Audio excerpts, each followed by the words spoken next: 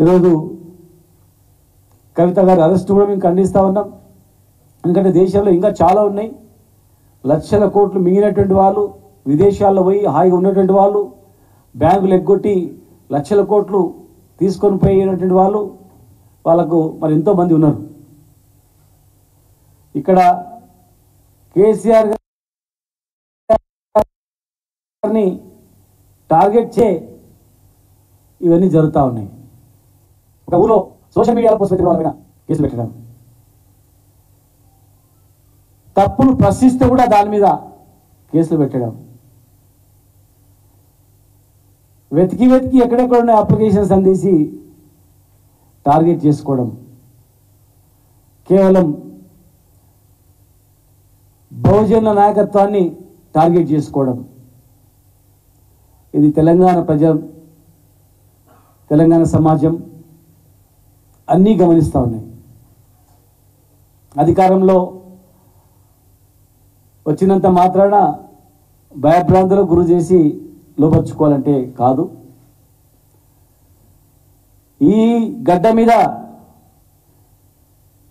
నక్సలైట్ ఉద్యమం ముట్టుకొచ్చింది.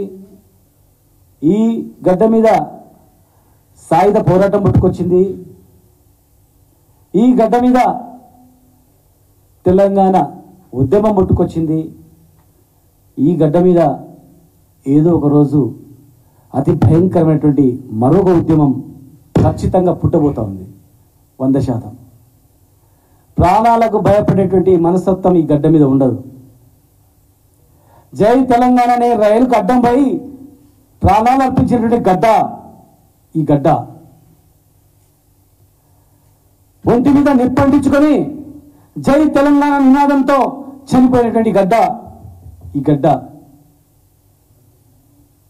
నువ్వు బతుకుతావనంటే చనిపోయిన వ్యక్తి చనిపోతున్నప్పుడు మళ్ళా పుడితే మళ్ళా తెలంగాణ గురించి వస్తా అని చెప్పినటువంటి గడ్డ ఈ తెలంగాణ.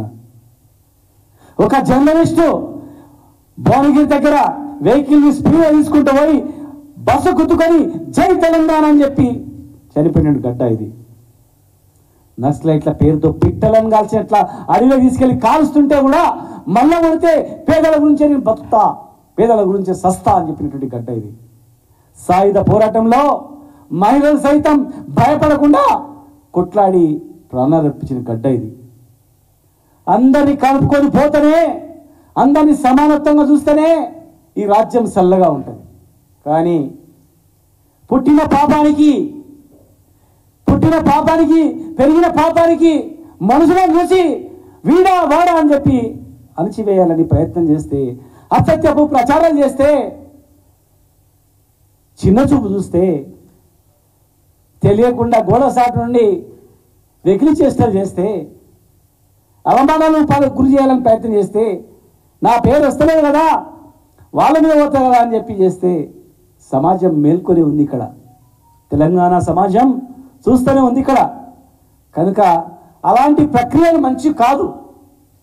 మళ్ళీ ఈ రాష్ట్రంలో అలాంటి ఉద్యమాలు పుట్టొద్దు, ప్రాణాలు పోవద్దు. సుభిక్షంగా ప్రశాంతంగా ఉండాలంటే ఎవరు పరిపాలించినా ఆ పరిపాలన అనేది పారదర్శకంగా ఉండాలి తప్ప పుట్టిన పాపానికి అణచివేయాలనేటువంటి ప్రయత్నాలు జరగొద్దు. అది మంచిది కాదు సమాజానికి. ఇన్ని ఉద్యమాలు ఎందుకు వచ్చినాయో ఒకసారి ఆలోచన చేసుకోవాల్సింది. నక్సల్బరీ పోరాటం నుంచి, సాయుధ పోరాటం నుంచి, తెలంగాణ పోరాటం నుంచి ఎందుకు వచ్చినాయి? అసమానతలు ఉన్నందుకే, అవమానాలు ఉన్నందుకే, అణచివేత ఉన్నందుకే ఇవన్నీ ఉట్టుకొచ్చినాయి.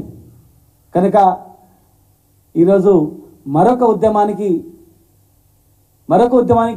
పురుడు పోయక ముందే నాయకులందరూ పార్టీలు జాగ్రత్త ఉంటేనే మంచిగా ఉంటుంది.